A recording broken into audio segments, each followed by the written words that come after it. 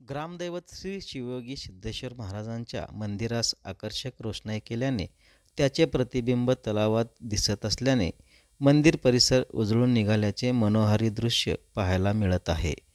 ग्रामदैवत श्री शिवयोगी सिद्धरामेश्वर महाराजांची यात्रा दृष्टिक्षेपात आली असून याच पार्श्वभूमीवर श्री सिद्धेश्वर मंदिरास आकर्षक अशी विद्युत रोषणाई करण्यात आली आहे.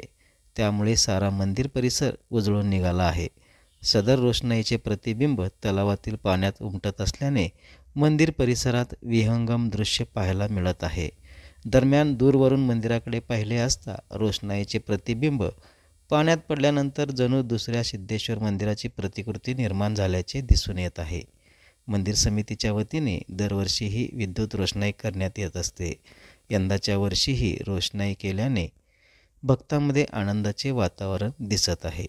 तत्पूर्वी नववर्षाच्या पहिल्याच दिवशी आणि यात्रा कालावधी असल्याने संपूर्ण मंदिर परिसरात आणि अन्नछत्र मंडळात भाविकांची रात्री उशिरापर्यंत मांदियाळी दिसून येत आहे.